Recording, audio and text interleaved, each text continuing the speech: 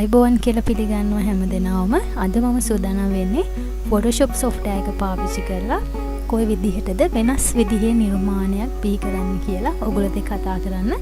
මම මේකට පාවිච්චි කරනවා විශේෂ අවස්ථාවක් select menu එකේ තියෙන color range කියන option එක තමයි මේකෙදි භාවිතා කරන්නේ.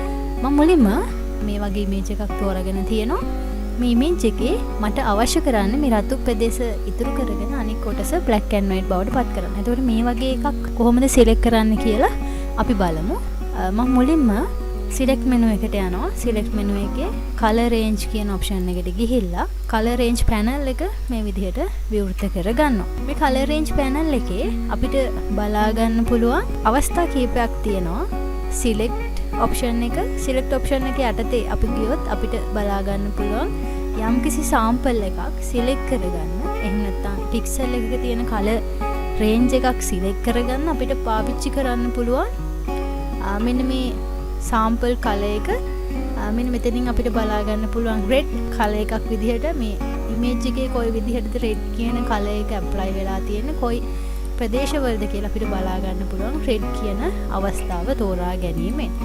ඊළඟට yellow කියන අවස්ථාව මේ image එක තුල කොහෙද yellow add වෙලා තියෙන්නේ කියලා අපිට බලා ගන්න පුළුවන්. ඔය විදිහට red, yellow, green, cyan, blue, magenta කියලා අපිට අවස්ථා ටික තියෙනවා. ඒ විතරක් නෙවෙයි මේකේ highlight mode එක එහෙම නැත්නම් image එකේ තියෙන highlight area එක එකපාර sample එකක් විදිහට අරගෙන පෙන්වන්න පුළුවන්. අවස්ථාව තමයි highlight කියලා කියන්නේ. ඊළඟට mid tones ගත්තොත් highlight සහ shadows අතර තියෙන range එක ප්‍රදේශයේ කොයි වගේද කියලා අපිට මෙතන preview එකක් හරහා බලා ගන්න පුළුවන්. ඊළඟට shadows මේකේ heavenly රූප නැත්නම් shadows කොයි තැන්වලද මෙන්න මේ වගේ තැන්වල apply වෙලා තියෙනවා. ඒක තමයි අපිට මේ විදිහට shadows යටතේ පෙන්වන්න කරන්නේ.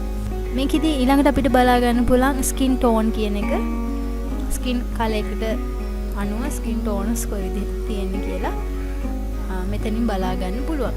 ඊළඟට out of gamut range එක ගත්තොත් gamut range එකට එහෙම නැත්නම් gamut එකේ තියෙන වර්ණ color gamut එකේ තියෙන වර්ණ පරාසයට ඔබෙන් වූ සීමාවන් තියෙනවා නම් අපිට මේ out of gamut කියන අවස්ථාවට බලා ගන්න පුළුවන්. එතකොට මම මේකෙදි තෝරගන්නවා sample color කියන එක. මේ අවස්ථාව තෝරගත්තාන් පස්සේ අපිට පුළුවන් මෙන්න මෙතන fuzziness එක කියලා කියන්නේ සාමාන්‍යයෙන් අපිට මේක කොච්චර පරාසයක් තෝරගන්න පුළුවන්ද කියන එක fuzziness එක යටතේ තෝරගන්න පුළුවන්.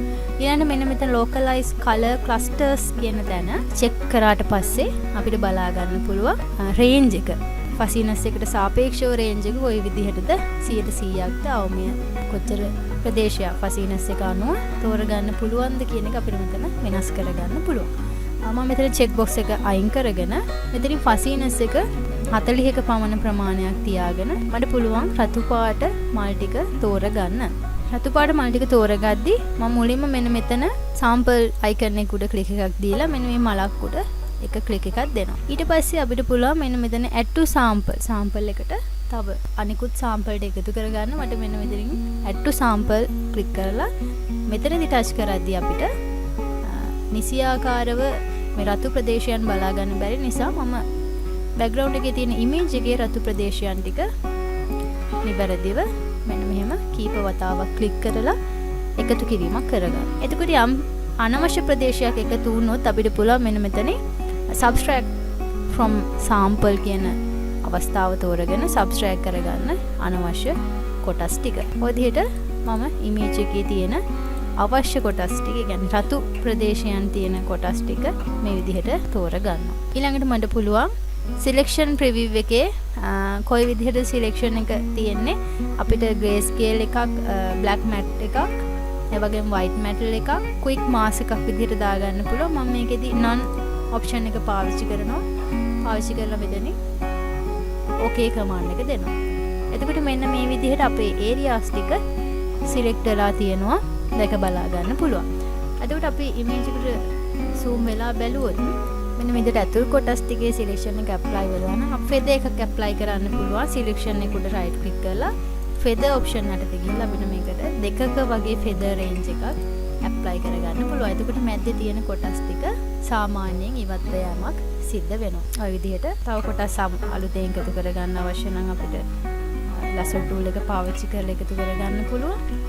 ඒ වගේම නැවතත් කලර් රේන්ජස් වලට ගිහිල්ලා අපිට මේකට අලුතෙන් කොටස් ටික නැත්නම් අනෙකුත් කොටස් ටික එකතු කිරීමක් කරගන්න පුළුවන්. මේ අවස්ථාව තියාගෙන මම මෙතනින් යනවා select inverse command එකට shift control I option එක.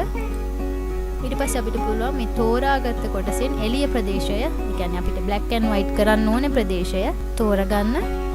ඊළඟට image adjustment menu එකේ තියෙන black and white option එකට අපි ගිහිල්ලා මේ image එකේ රතු මල් වලින් එළිය කොටස black and white කරගන්න පුළුවන්. මේ විදිහට අපිට default අවස්ථාව තෝරගෙන black and white option එකක් විදිහට මේ අවස්ථාව තියාගන්න හැකියාව තියෙනවා. okay command එක දුන්නාන් පස්සේ අපිට control D command එකත් එක්ක deselect කරලා selection එක අයින් කරගන්න පුළුවන්. දැන් අපි තරමක් zoom වෙලා බැලුවොත් මේක නිවැරදි විදියට edge එක jagged edge එකක් නැතුව smoothness edge එකක් බලා ගන්න පුළුවන්. මේ වගේම Photoshop වල තියෙන අලුත් ක්‍රමවේදයන් ඔයගොල්ලොත් එක බෙදා ගන්න මම සූදානම්. ඉතින් මගේ channel එකත් එක්ක දිගටම රැඳිලා ඉන්න කියලා ඔයගොල්ලන්ට ආදරෙන් ආරාධනා කරනවා.